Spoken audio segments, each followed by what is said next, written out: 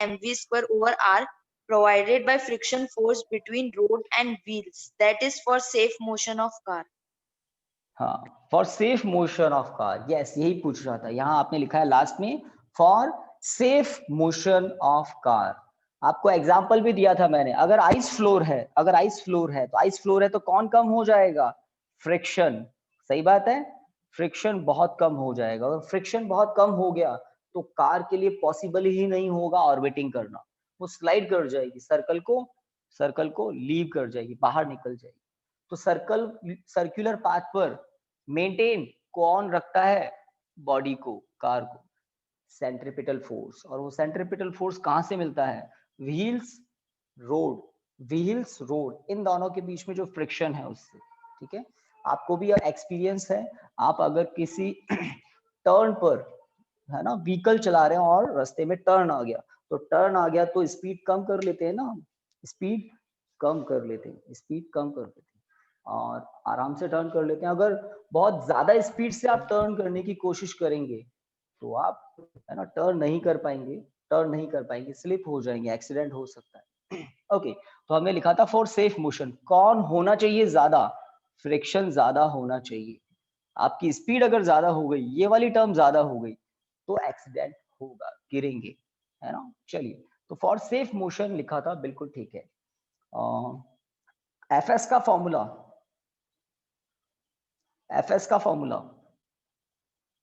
Mu S N, कीजिए काम आगे। एफएस का फॉर्मूला मैं लिख रहा हूं because F S equal to mu S N, जल्दी कीजिए।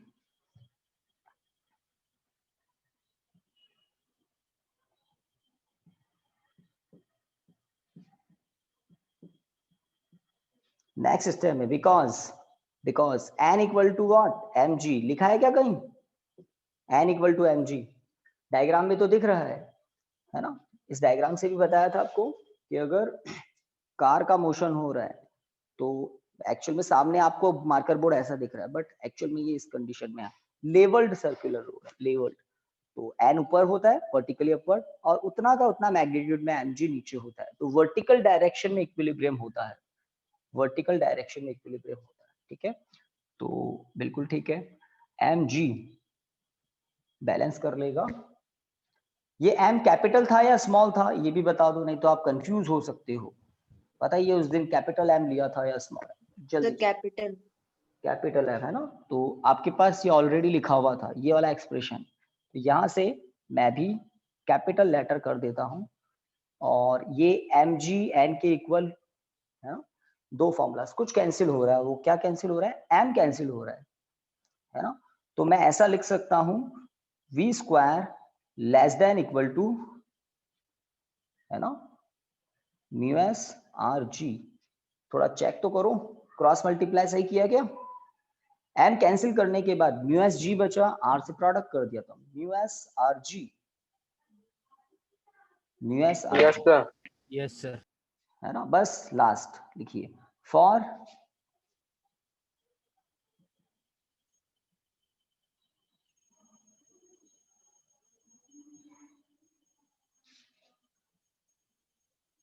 देखिए for maximum safe speed, for maximum safe speed, तो ये है सेफ स्पीड के लिए। अब सेफ स्पीड की मैक्सिमम वैल्यू के कॉरस्पॉन्ड, सेफ स्पीड की मैक्सिमम वैल्यू के कॉरस्पॉन्ड इक्वेशन कैसा होगा? देखिए v max square equal to mu S R G, equal to वाली कंडीशन आ जाएगी, और इसके बाद एक्सीडेंट होगा, व्हीकल स्लिप होने लग जाएंगी रोड पर, है ना। एम वी स्क्वायर ज्यादा हो जाएगा, M V square upon R ज्यादा हो जाएगा एफ एस से वी मैक्स के बाद। तो वी मैक्स क्या होगा?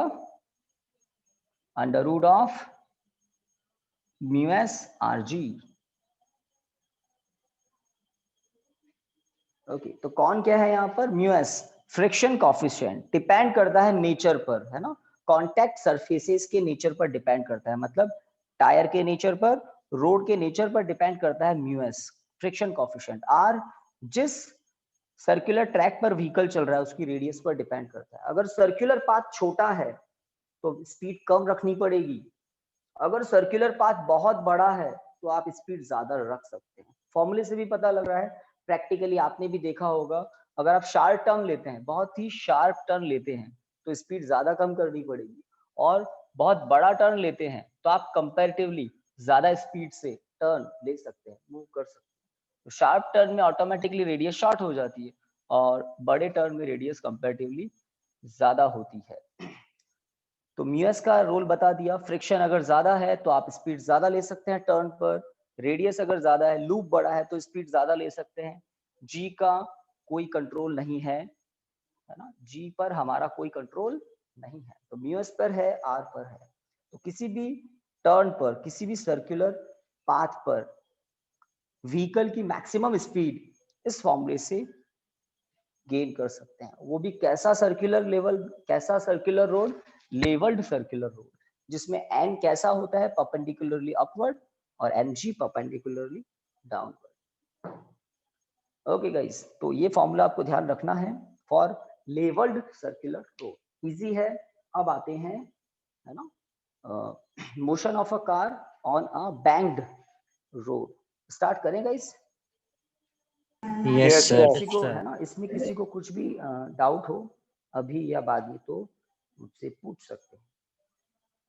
तो टॉपिक नया आप हेडिंग डाल लें फटाफट, और इसमें पहले किसी को कुछ भी डाउट हो तो पूछ लें।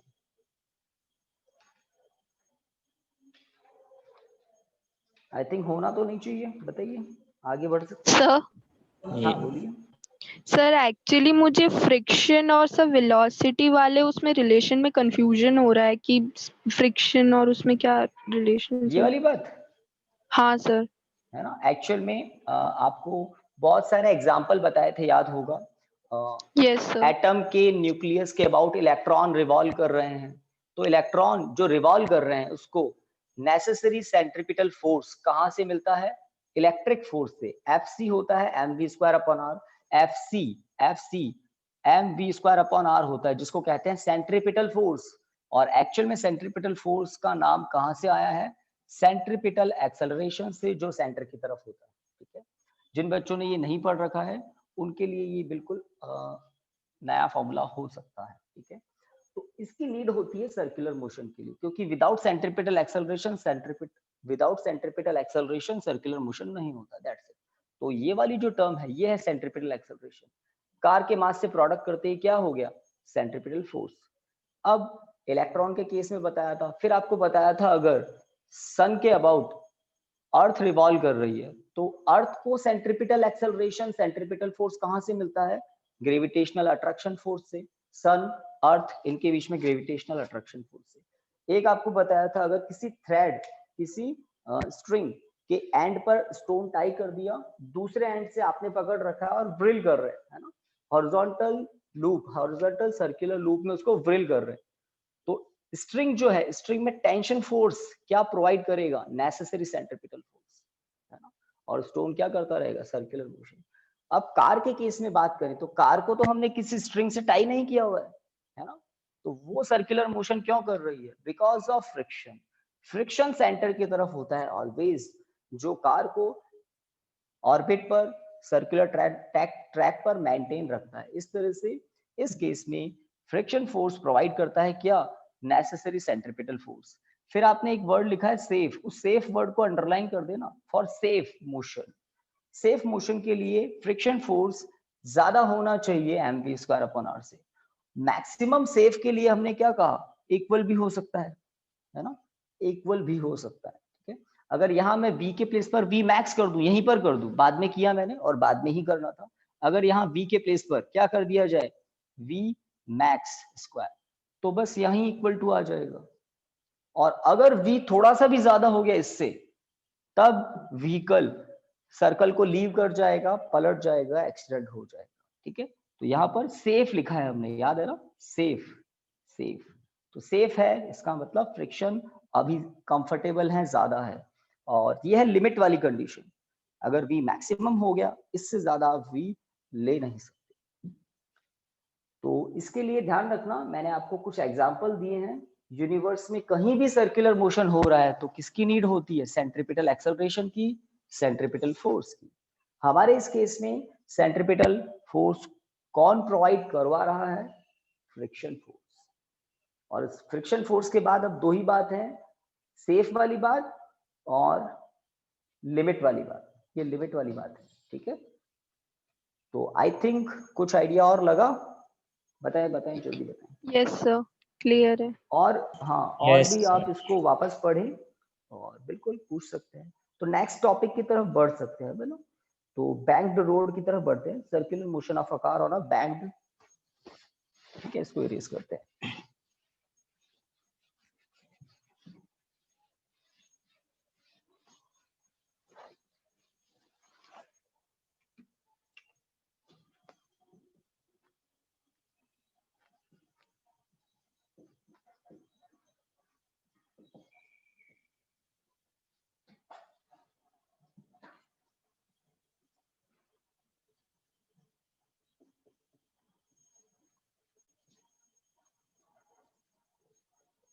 ओके, वीडियो वगैरह ठीक चल रहा है? Yes sir. क्लियर है ना? Yes sir. तो हेडिंग लिख लें, आई थिंक आपने लिख लिया होगा। आगे बढ़ सकते हैं, डायग्राम बनाना स्टार्ट कर सकते हैं। Yes sir. काफी अच्छा टॉपिक है, काफी अच्छे से समझेंगे इसको हम।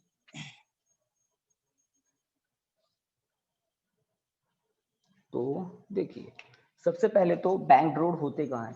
देखिए, जहाँ पर लाइक बहुत वैलीज होती है ना, माउंटेन होते हैं, है ना? तो वैलीज में जब रोड होते हैं तो वहां पर बहुत टर्न होते हैं। और आपने अगर देखा हो तो कुछ ऐसे टर्न होते हैं कि साइड वाला जो पोर्शन होता है, साइड वाला पोर्शन, अभी देखिए ये साइड वाला पोर्शन, ये थोड़ा सा अप होता है, और ये वाला जो पोर्शन है जहां पर शार्प है ना, कर्वेचर है, ये थोड़ा डाउन होता है, साइड वाला एरिया थोड़ा अप होता है। तो वैलीज में, वैलीज जहां होती है, जहां बहुत शार्प टर्न होते हैं, वहां पर ऐसा किया जाता है। तो ये मैंने एक पोर्शन दिखाया लाइक, तो ये कैसा रोड है? ये बैंक्ड रोड है, सर्कुलर मोशन होगा इस पर, है ना, एक आर्क है। तो अगर हम यहाँ पर हॉरिजॉन्टल से, हॉरिजॉन्टल डायरेक्शन से एंगल देखें रोड का, तो ये कुछ एंगल है थीटा। तो उसको 3D में आपको सोचना होगा कि ये रोड थोड़ा सा क्या है ना, ये रोड साइड में से थोड़ा सा अप है, उठा हुआ है ना, रेज्ड है, ठीक है। अब इस पर कोई व्हीकल मोशन कर रहा है, टर्न ले रहा है ना, तो टर्न ले रहा है तो क्या होगी व्हीकल की कंडीशन, देखते हैं, ठीक है। तो आपको एक डायग्राम सेंड तो किया था हमने,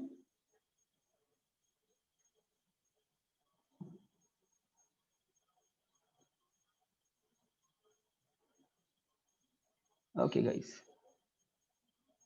तो ये जो डायग्राम है, इस डायग्राम में आप मान सकते हैं व्हीकल जो है वो किस कंडीशन में है, वो आपकी तरफ, मतलब outward to the board, outward direction में है।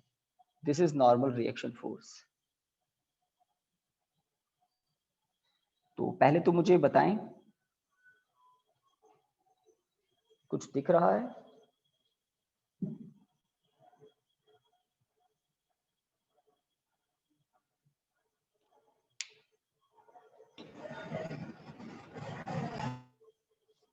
नेमिंग चलिए कर देते हैं, ए बी, ए बी। तो ए बी क्या है? एक बैंक्ड सर्कुलर रोड का क्रॉस सेक्शन है, पार्ट है, ठीक है।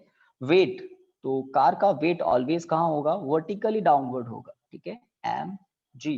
एक काम आप ये कर सकते हैं, आपको डायग्राम सेंड किया है आई थिंक मैंने, ना। तो ये जो ट्राइंगल जैसा पोर्शन दिख रहा है ना, यहाँ पर कार आप बहुत अच्छे से अपना टैलेंट दिखाएं, ड्राइंग में बना सकते हैं। तो इसलिए मैंने डायग्राम सेंड किया था कि गलती से भी ये मत सोच लेना कि कार डाउनवर्ड आ रही है, गलती से भी ये मत सोच लेना कि कार डाउनवर्ड आ रही है। कार किस डायरेक्शन में है?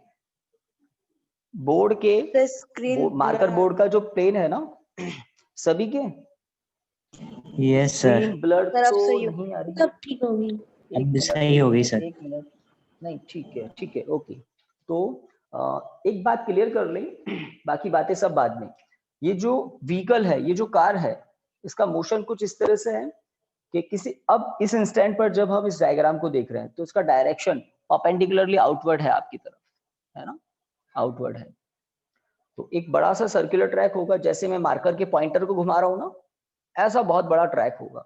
या फिर एक बेस्ट एग्जांपल इसमें आप देखें, ये जो फेयर्स लगते हैं, फेयर्स में एक होता है मौत का कुआं, उसमें 2 व्हीलर 4 व्हीलर, है ना, बहुत फास्ट स्पीड से रिवॉल्व करते रहते हैं। अगर आपने उस मौत के कुएं की वॉल देखी हो तो कुछ कॉनिक सेक्शन, कॉन के सेक्शन का पार्ट होता है वो, मानते हैं कुछ ऐसा होता है वो। और यस यहाँ सर। पर व्हीकल्स वॉल के ऊपर, है ना, यहाँ पर आप लोगों के रहने खड़े होने का कुछ प्लेटफॉर्म होता है ना, यहाँ से पीपल्स बिल्कुल देख रहे होते हैं कि क्या हो रहा है अंदर, और यहाँ पर व्हीकल्स चल रहे होते हैं। तो एक्चुअल में ये जो पोर्शन है, ये पोर्शन क्या है, सरफेस ऑफ बैंक्ड रोड। तो बहुत ज्यादा बैंक्ड है वो तो, बट वैलीज के वहां कुछ बैंक्ड होता है, बट इतना बैंक्ड होता है, ज्यादा नहीं होता है। वहां पर मौत के कुएं में तो बहुत ज्यादा बैंक्ड होता है, बहुत ज्यादा बैंक्ड। ओके, तो इससे फायदा क्या होता है, अगर रोड बैंक्ड है तो वहां पर उस मोमेंट पर आप बहुत अच्छी स्पीड से टर्न कर सकते हैं, बहुत सेफली। तो जहां पर रोड्स में बैंक्ड होता है ना, एंगल होता है सरफेसेस से, तो उस सरफेस पर आप व्हीकल को कंपैरेटिवली ज्यादा स्पीड से टर्न करवा सकते हैं। लेवल्ड रोड में जो फॉर्मूला है वो आपके सामने है, मैक्सिमम स्पीड का फॉर्मूला कुछ इस तरह से होता है, μs/g।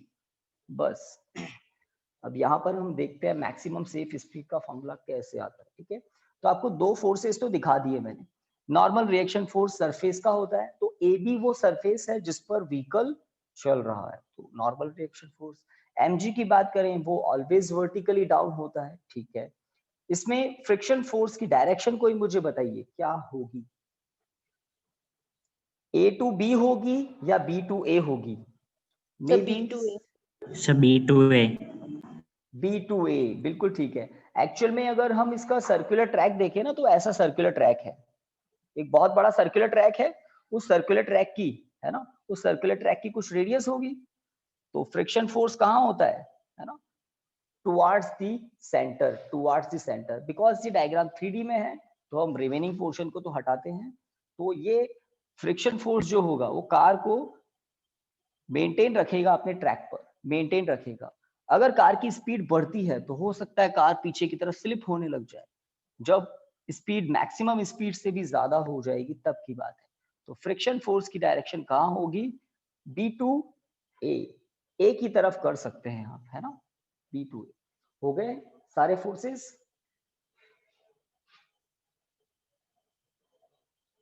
आई थिंक बना दिया होगा आपने, आगे बढ़ सकते हैं।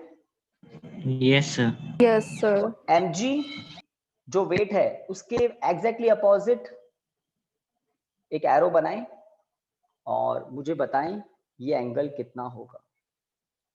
एक जगह हमने दिखाया है हॉरिजॉन्टल से AB का एंगल कितना है, थीटा है, तो ये एंगल कितना होगा, normal reaction force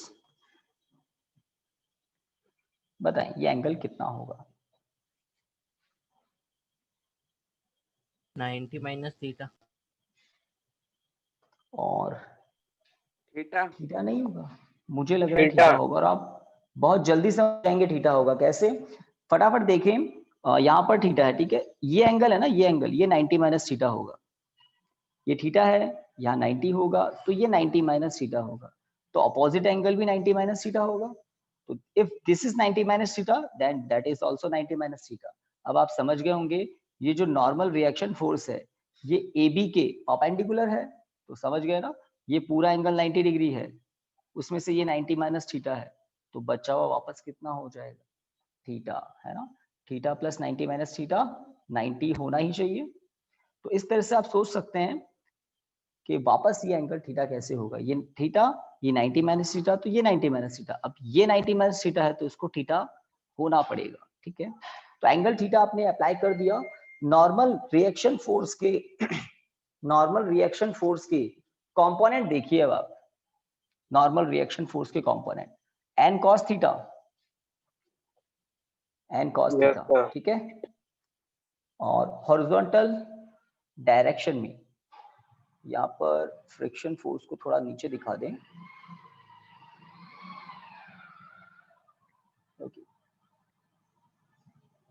this is friction force. तो हॉरिजॉन्टल डायरेक्शन में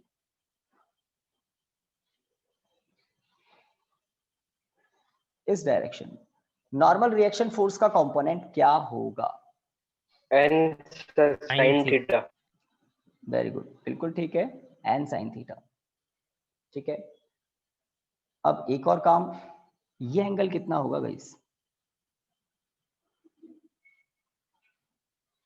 दो पैरेलल लाइन को एक ट्रांसवर्सल लाइन कट कर रही है, अगर ये एंगल थीटा है तो ये एंगल थीटा कितना होता होगा है? तो थीटा ही होता है। तो अगर ये थीटा है तो ये थीटा ही होगा। थीटा एंगल यहाँ पर भी होता है। 3 प्लेसेस पर थीटा आपको अप्लाई करना है। ठीक है, और डायग्राम होते ही काम आसान हो जाएगा आपका। तो बड़ा इंटरेस्टिंग और इम्पोर्टेंट टॉपिक है। ओके, तो एन जो नॉर्मल रिएक्शन फोर्स है उसके हमने, है ना, वर्टिकल कंपोनेंट हॉरिजॉन्टल कंपोनेंट देख लिए। ठीक है, बिकॉज नॉर्मल रिएक्शन थीटा कहाँ से बना रहा है? वर्टिकल से, इसलिए वर्टिकल में कॉस थीटा है और हॉरिजॉन्टल में साइन थीटा है। ठीक है, फ्रिक्शन फोर्स के कंपोनेंट अब अप्लाई करने हैं। फ्रिक्शन फोर्स का हॉरिजॉन्टल डायरेक्शन में कंपोनेंट क्या होगा? एफ एस कॉस थीटा, मानते हैं क्या? Yes sir. है ना, फ्रिक्शन Yes, फोर्स का sir. ये रहा friction force, B to A direction में फ्रिक्शन फोर्स है, इसका हॉरिजॉन्टल डायरेक्शन में component F S cos theta, और वर्टिकल डायरेक्शन में fs sin theta. F S sine theta, F S sine theta. ठीक है, तो ये हो गए हमारे कंपोनेंट के काम, रिजॉल्व हो गए, डायग्राम कंप्लीट हो गया। तो आप डायग्राम बड़ा बनाना, थोड़ा बेटर रहेगा, है ना, थोड़ा बेटर रहेगा। एंगल्स का जो इंफॉर्मेशन है वो ध्यान रखना, कौन सा एंगल कहाँ है और क्यों है, तो थीटा कहाँ है और क्यों है। चलिए डायग्राम डन, स्टार्ट करते हैं। Theory then equation then formula. तो कुछ थ्योरी होगी देन कुछ इक्वेशंस आएंगे और हमारा एक्सप्रेशन आ जाएगा लास्ट। स्टार्ट करेंगे इस, किसी को डायग्राम में कुछ भी डाउट हो पहले Yes, पूछ लें, sir. आगे बढ़ते हैं। फिर स्टार्ट कर सकते हैं, Yes. स्टार्ट कर सकते हैं। ओके, लिखिए, consider a car of mass m, वही आप कैपिटल M ले लें। Consider a car of mass m which moving on a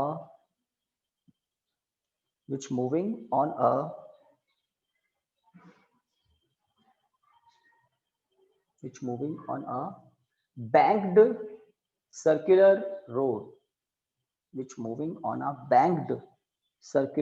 road,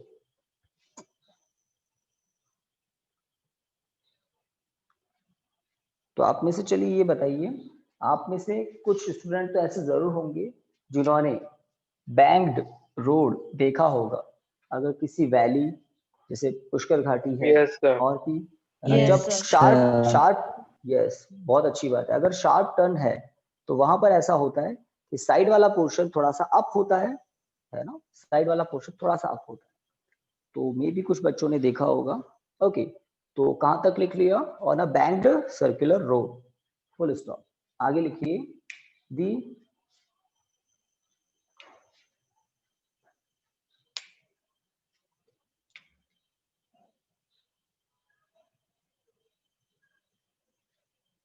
या ऐसा लिखिए फुल स्टॉप के बाद, थीटा इज दी, तो फुल स्टॉप की जरूरत नहीं थी, इसका मतलब लिखिए comma, theta is the angle, theta is the angle of banked road, theta is the angle of banked road with horizontal direction।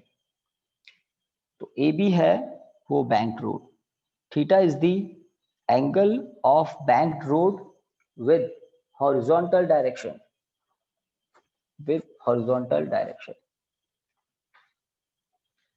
Again full stop.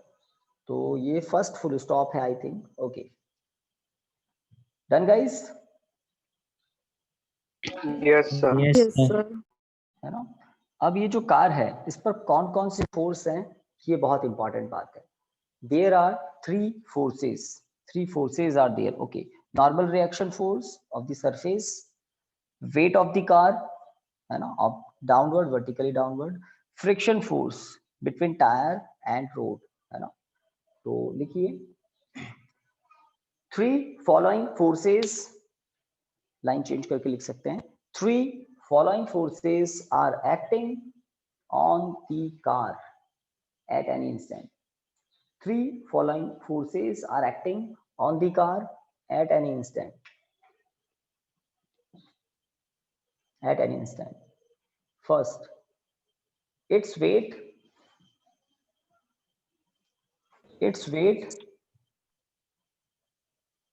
mg, vertically downward. Its weight mg, vertically downward. Second, normal reaction force of the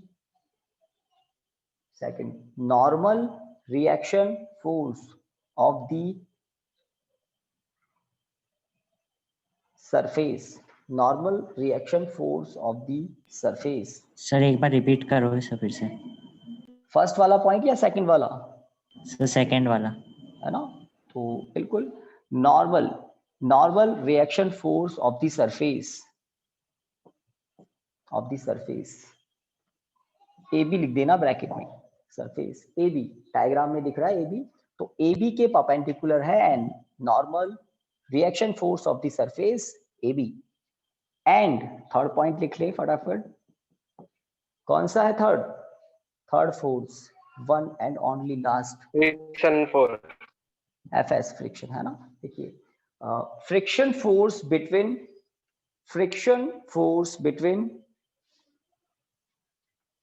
wheels and road.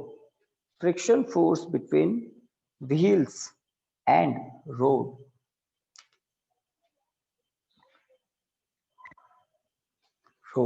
ठीक है.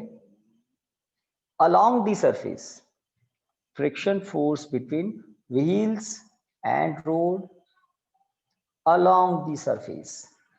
Full stop. तो ये forces हैं, हमने इनकी direction के बारे में भी इंफॉर्मेशन दे दी, कौन कौन से हैं और कहाँ कहाँ हैं. ठीक है, एंगल थीटा हमने बता ही दिया. तो बैंक्ड जो सरफेस है ए बी, वो हॉरिजॉन्टल डायरेक्शन से कितना एंगल बना रहा है. ठीक है, तो ये कुछ बातें हो गई. अब आगे तो गाइस दो डायरेक्शन को फोकस करना होता है हमेशा, वर्टिकल, हॉरिजॉन्टल. लिखिए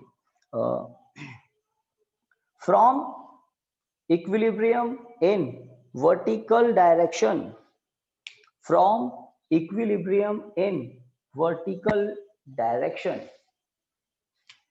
from equilibrium in vertical direction.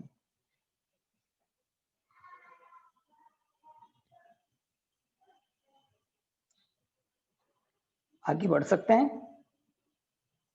yes sir, fs sin theta plus mg equal to n cos theta.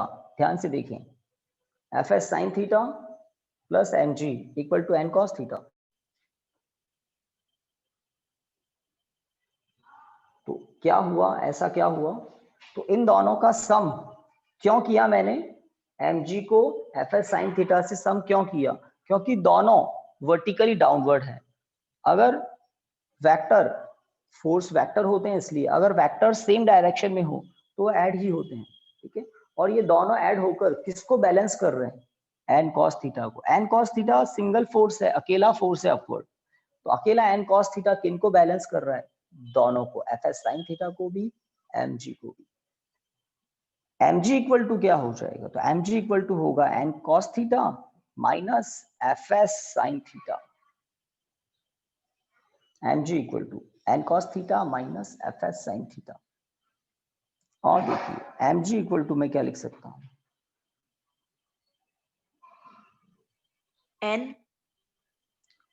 n तो ठीक है, ये लीजिए cos थीटा माइनस fs के प्लेस पर क्या लिखते हैं, mu S N. True Yes, sir. है ना। फर्स्ट इक्वेशन आने वाला है n common cos theta minus mu S sine theta, equation 1।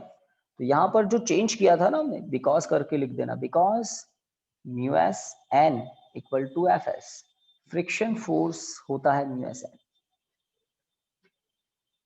Equation 1 M G equal to bracket में बाहर है एन, अंदर cos theta minus mu S sine theta. Okay,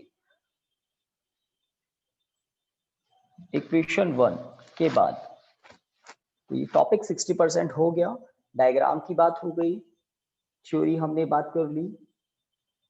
vertical direction से इक्वेशन 1 तक पहुंचते हैं, तो रिवाइज क्या करना है आपको, वर्टिकल डायरेक्शन में इक्विलिब्रियम से इक्वेशन 1 तक आप पहुंच सकते हैं। और फॉर्मूलाज फॉर्मुलेट करने के लिए इक्वेशन का बड़ा रोल होता है। Equation 1 done, Yes, sir. Yes, बता sir. दे, Yes, sir. है ना। Yes, कोई पीछे, ओके, कोई पीछे रह जाए तो भी आप इन्फॉर्म कर सकते हैं। इक्वेशन 1 के बाद अगर मैं हॉरिजॉन्टल डायरेक्शन की बात करूं, तो गाइस हॉरिजॉन्टल डायरेक्शन में कौन कौन से फोर्स हैं और किधर किधर हैं, किस किस डायरेक्शन में, 1 2 N sine theta F S cos theta, ये Yes, दो sir. फोर्स हैं। अब मैं कह रहा हूं फोर्स हैं, तो किसी फोर्स के कंपोनेंट भी अपने आप में फोर्स ही होते हैं ना। तो N sine theta normal reaction force का कंपोनेंट है, तो ये भी एक फोर्स है। फ्रिक्शन फोर्स का component F S cos theta component है, तो ये भी एक फोर्स है। तो ये दो हैं जो हॉरिजॉन्टल डायरेक्शन में है। और एक्चुअल में अगर हम इसका सेंटर देखें, तो इसका सेंटर होगा यहाँ कहीं, किसका, उस सर्कुलर पाथ का सेंटर होगा यहाँ कहीं, ठीक है। तो इसको समझने के लिए सेंटर के लिए आप एक डायग्राम देखें। मान लें एक बहुत बड़ा सिलेंडर है, बहुत बड़ा सिलेंडर है, उस बहुत बड़े सिलेंडर को हम वुडन सिलेंडर मान सकते हैं। सॉलिड वुडन सिलेंडर इमेजिन कर लिया मैंने, सिलेंडर जैसा दिख रहा है कुछ, जिसकी हाइट बहुत कम ली है मैंने जानबूझकर। गाइस दिख रहा है कुछ सिलेंडर जैसा स्ट्रक्चर जिसकी Yes, हाइट sir. बहुत कम है, Yes, Yes. sir. और ये है सॉलिड सिलेंडर, ठीक है, सॉलिड सिलेंडर। इस सिलेंडर में से मैंने एक कॉनिकल पार्ट कट करके आउट कर दिया, ये जो आपको दिख रहा है ना, एक कॉनिकल पार्ट कट करके हमने आउट किया है सिलेंड्रिकल सरफेस में से। तो अब वुड कहाँ रहा, ये जो मैं शेड कर रहा हूं ये है सॉलिड पोर्शन, बाकी सब कुछ होलो है।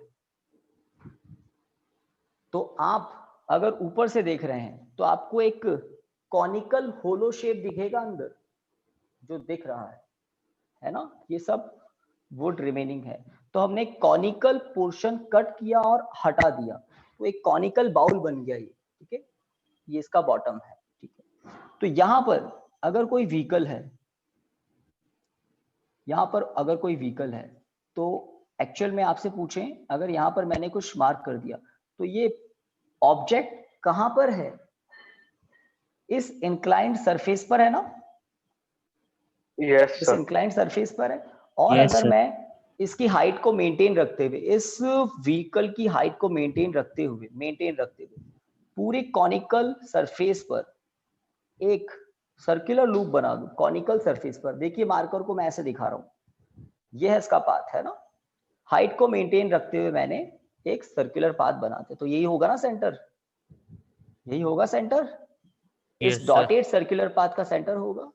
तो एक्चुअल में अगर व्हीकल किसी बैंक रोड पर मोशन कर रहा है, और वो बैंक रोड कैसा है, सर्कुलर है, तो सर्कुलर मोशन कर रहा है, जैसा मौत के कुएं में होता है, बस यहाँ इंक्लिनेशन थोड़ा कम है, वहां पर थोड़ा ज्यादा होता है। तो ये जो डायग्राम, इससे आप 3D में काफी कुछ समझ सकते हैं, बुक्स में कहीं नहीं मिलेगा, ये डायग्राम जरूर मिलेगा, ठीक है।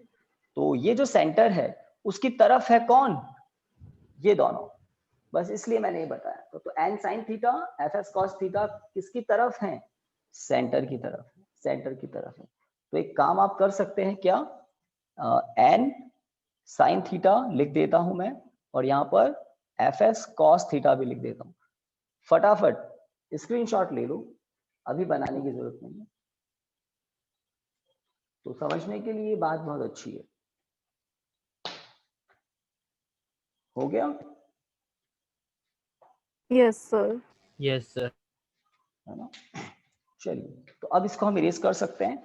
हमें एक बात और पता लग गई कि हॉरिजॉन्टल डायरेक्शन की जो फोर्सेस हैं ये दोनों सेम डायरेक्शन में हैं और उस सेंटर की तरफ हैं, उस सेंटर की तरफ है जिस सर्कल पर ये व्हीकल चल रहा है। एक मेंटेन रखी हुई हाइट को, हाइट मेंटेन है तो एक सर्कुलर लूप होगा इसका, है ना। ओके, तो लिखिए इक्वेशन 1 के बाद, from figure we can say that from figure we can say that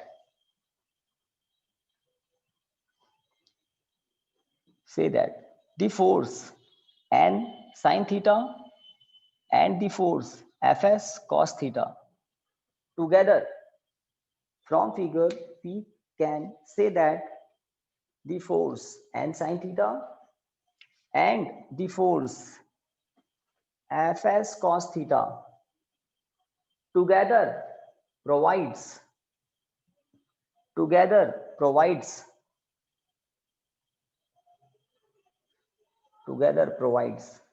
yes guys, what आप क्या सोचते हैं, दोनों मिलके क्या प्रोवाइड करते हैं? Friction.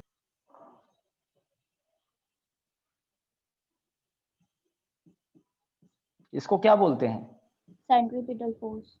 Centripetal Centripetal force. force. अभी एक डायग्राम यहां मैंने बताया था, वो डॉटेड सर्कल था ना, उस डॉटेड सर्कल पर बने रहने के लिए, ना व्हीकल नीचे आए ना ऊपर जाए, उस डॉटेड सर्कल पर बने रहने के लिए, हाइट को मेंटेन रखने के लिए, है ना, ये दोनों मिलकर क्या प्रोवाइड करते हैं? Necessary centripetal force. तो लिखिए together provides necessary centripetal force for circular motion. Necessary centripetal force for circular motion. Necessary centripetal force for circular motion. लिख दिया? Yes, sir. Yes, sir. Okay. Full stop लिखिए। If r, small r, if r be the radius of circular path,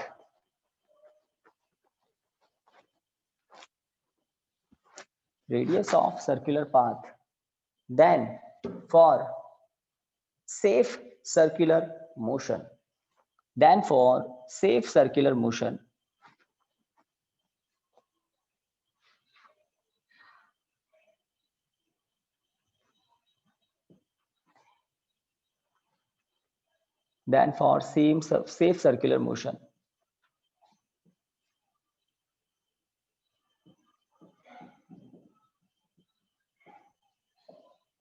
तो इस equation को देखें, हमने just ऊपर अभी क्या क्या लिखा है? Force n sin theta and force fs cos theta together provides centripetal force. ठीक है, तो अगर ये दोनों मिलकर ज्यादा है या बराबर है किसके? mv²/r की, तो होगी बात सेफ की। कुछ याद आया? इन दोनों का सम इससे ज्यादा होना चाहिए या मैक्सिमम बराबर हो सकता है सेफ के लिए। हो गया यहां तक? Yes, sir. है ना। और अगर मैं यहीं पर मैक्सिमम वाली कंडीशन अप्लाई कर दूं, है ना, देखिए for maximum safe speed mv max upon r, for maximum safe speed, तो इक्वल टू वाली कंडीशन आ जाएगी। For maximum safe speed v max square upon r n sin theta plus fs cos theta. हाँ, इससे ज्यादा speed कर नहीं सकते। उसके बाद व्हीकल स्लिप करने लग जाता है ना, व्हीकल स्लिप करने लग जाता है। जितना फास्ट चलेगा वो स्लिप करेगा, बी पॉइंट की तरफ जाने लगेगा, बी पॉइंट की तरफ जाने लगेगा। ओके गाइस, अब इक्वेशन 2 आने वाला है, M V max square upon R equal to N as it is. Guys मुझे बताइए, अगर मैं यहाँ एफ एस के प्लेस पर एन, एफ एस के प्लेस पर प्लस तो यहाँ है ही, म्यू एस एन लिख दूं तो गलत तो नहीं है? No sir. No sir. तो एक स्टेप मैंने ये लिख दिया, मैं यहाँ लिखने वाला था, ये रहा मेरा नेक्स्ट स्टेप, ये नेक्स्ट स्टेप लिखना है एफ एस के प्लेस पर म्यू एस एन, जैसा यहाँ किया था।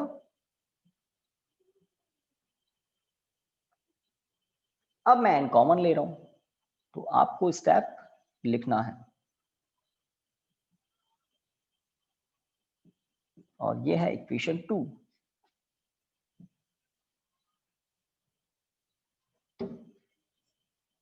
This is our equation 2।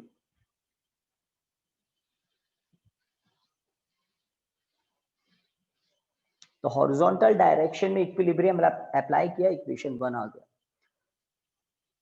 Horizontal direction में, वर्टिकल डायरेक्शन में है ना, वर्टिकल डायरेक्शन में इक्विलिब्रियम अप्लाई किया और इक्वेशन 1 आ गया। हॉरिजॉन्टल डायरेक्शन के फोर्सेस को देखा तो वो सेंटर की तरफ थे। अब सेंटर की तरफ थे तो इसका मतलब यही है वो दो जो क्या प्रोवाइड करेंगे, necessary centripetal force for circular motion. ठीक है, तो this is equation for safe, भाई फ्रिक्शन फोर्स ज्यादा रहना चाहिए। ठीक है, for maximum safe equal to आ गया, इससे ज्यादा स्पीड पॉसिबल नहीं है। अगर स्पीड थोड़ी भी ज्यादा होगी तो कंडीशन ये वाली आ जाएगी, और ये आते ही एक्सीडेंट होता है, स्लिप करने लग जाते हैं व्हीकल्स, फ्रिक्शन कम पड़ जाता है। Okay guys, done? Yes Yes, sir. sir. Equation 2। हमारा एम क्या है, हमें इस कार के लिए मैक्सिमम सेफ स्पीड का फॉर्मूला फॉर्मुलेट करना है। हमारे पास सफिशिएंट इक्वेशन आ गए हैं। अगर हम इक्वेशन 2 को इक्वेशन 1 से डिवाइड कर दें तो हम वी मैक्स का फॉर्मूला फाइंड कर लेंगे। तो वही करना है, लिखिए, on dividing equation 2 by equation 1, on dividing equation 2 by equation 1,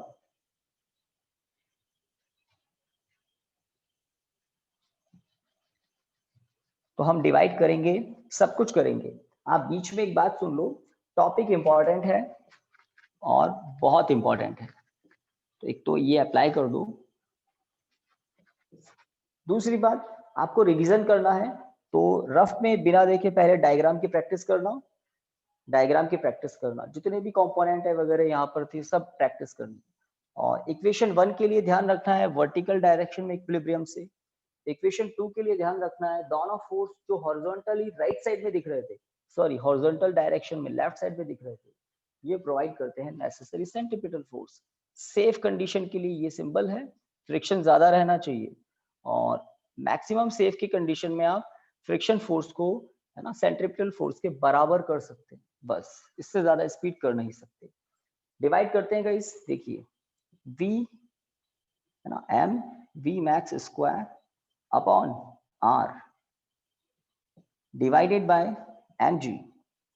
तो इक्वेशन 1 से डिवाइड कर दिया, LHS को LHS से, इक्वेशन 2 का RHS n sin theta plus mu S cos theta, okay, upon n bracket cos theta minus mu S sin theta. Check करते रहना, सही है।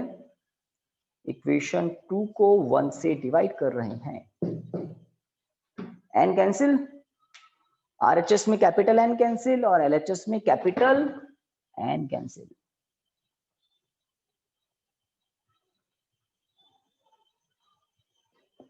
हाँ भाई, हो गया यहाँ तक, कैंसिल कर दिया। Yes sir. काम बहुत आसान बचा है ब्लास्ट का। तो कैपिटल M कैंसिल करने के लिए कहा था, कैपिटल N कैंसिल करने के लिए कहा था।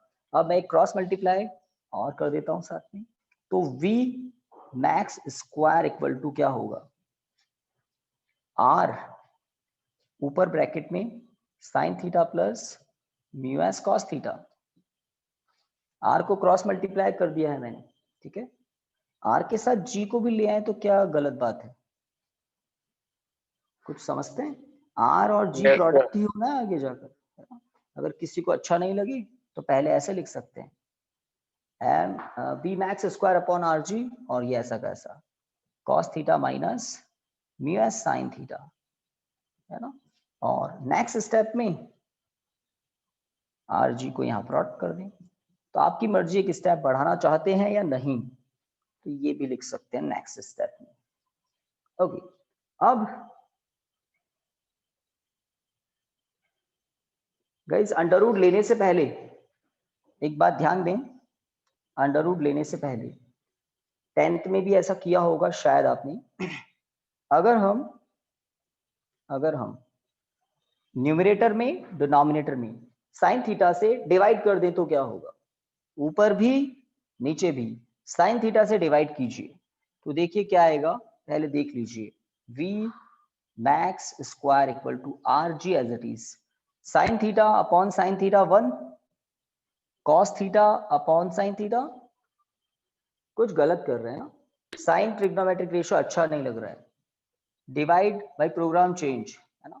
अभी मैं कह रहा था साइन थीटा से डिवाइड कर दे, but program change, cos theta से डिवाइड करें तो क्या होगा? अब नए सिरे से सोचिए, अगर मैं न्यूमरेटर में डिनोमिनेटर में कॉस ट्रिग्नोमेट्रिक रेशियो कॉस से डिवाइड करूं तो क्या होगा? Sign upon cos 10 plus mu S. देखो न्यूमरेटर में बात ठीक लग रही है, sign upon cos 10, cos upon cos 1, तो म्यू एस रहा, बस 1 को हम लिखते नहीं है। डिनोमिनेटर में देखें, cos upon cos 1 minus mu S as it is, sine upon cos 10।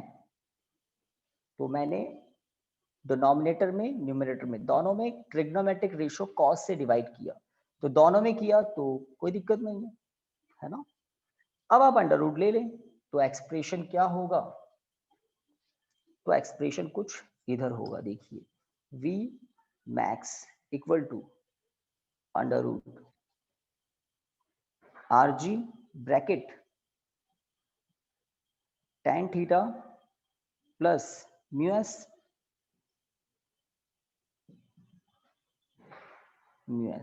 Upon 1 minus mu S tan theta. This is an important result, बहुत काम का है। तो बताएं कुछ प्रॉब्लम हो तो। सारे स्टेप अभी भी सामने हैं आपके।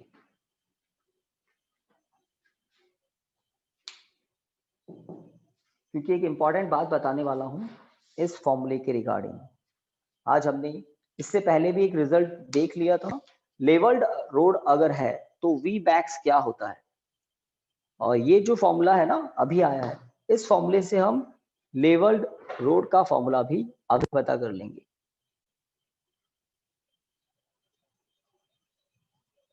तो this is the formula for levelled road mu S R G. तो वो हम डेराइव कर चुके थे, ये आपके सामने। तो गाइस बताएं, जल्दी बताएं, हो गया काम? Yes, sir.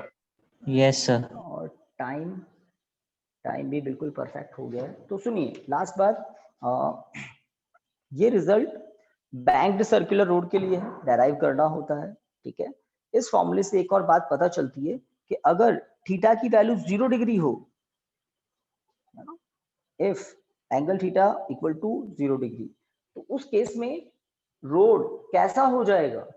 अगर थीटा 0 डिग्री है तो रोड कैसा हो जाएगा?